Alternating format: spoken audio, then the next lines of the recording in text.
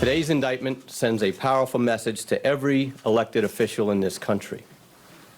Public service is a profound responsibility and should be a noble calling.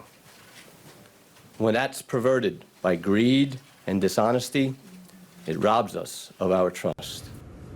That was FBI Assistant Director James Dennehy discussing the indictment of New York City Mayor Eric Adams. Adams is accused of accepting bribes from Turkish officials in exchange for pressuring the fire department to give a permit to the Turkish consulate, even though their building had failed to pass inspection.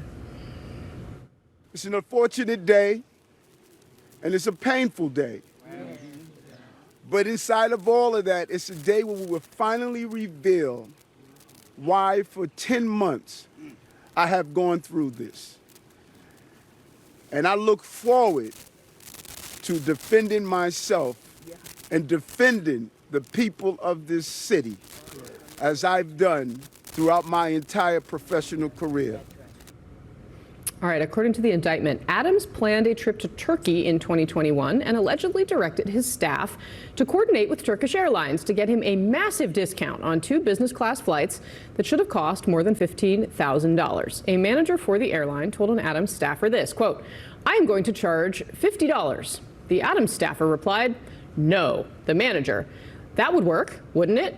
"No, dear," the staffer replied. $50? What? Quote, "A proper price."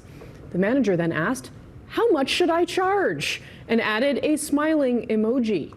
The Adams staffer said this, quote, "His every step is being watched right now, $1,000 or so. Let it be somewhat real. We don't want them to say he's flying for free." At the moment, the media's attention is on Eric. Adams ended up paying $1,100 each for 2 tickets, both of which were immediately upgraded to business class. Our panelists here, Isaac Dovere, CNN senior reporter, Sarah Longwell, executive director of the Republican Accountability Project, Kate Bedingfield, CNN political commentator, former Biden White House communications director, and Brad Todd, Republican strategist, partner at the public strategy firm On Message. Welcome to all of you. Isaac Dovere, you have known Eric Adams for decades. This is Grand Theft Ottoman. I was excited to see what the New York Post might do with this morning. They didn't fail to deliver. We were talking in the break in language that, quite frankly, is not family friendly, especially not great for 6 in the morning. But can you give us the family friendly version of what is up with this? I mean, there has been a long history of Eric Adams having associations with people who have ended up in legal trouble. And very polite way to put it. He has. From when he was in the state senate, Brooklyn Borough president, mayor, this has been just part of the story of Eric Adams, along with the rest of the story of Eric Adams, a police officer and a successful politician, obviously. He has also been known as mayor for, and when he was running for mayor, for it not being clear where he lives, where he works, who he's dating, who he is having romantic liaisons beyond dating with, where he spends his evenings, all of this stuff, just all these questions about Adams, right? Whether he's a vegetarian or not, right? And you see in this indictment some of that behavior kind of slipping into more illicit behavior, obviously, and what's charged here. The other thing that I think is clear from this indictment is that there is likely more coming. We knew earlier in the week that this is all about his relationship with Turkey and the Turkish government, but that there was reporting that it has expanded to 5 other countries that they're looking at, including South Korea and Israel and a number of others. This is not going away, and Adams, his way of dealing with it, one of the, I would say that to me the most notable part of the indictment is a moment where when we might remember that last fall the FBI seized his phones. They stopped his motorcade and they went and they grabbed his phones.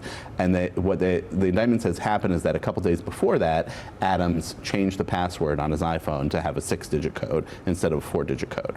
And he told the investigators that he did that so that none of his staff would go into his phone and delete any emails that might be pertinent to the investigation. And the FBI said, "Okay, so what's your code?" And he said, "Oh, I forgot it." You forget your own iPhone code so that Well, they can't open it, is right, the point. exactly. Right, yeah. Kate Bedingfield, this guy was like, you know, Democrats were thrilled when he got elected. They thought he was this rising star, you know, willing to sort of this more moderate way of going about things. Significant fall from grace. Is he going to have to resign?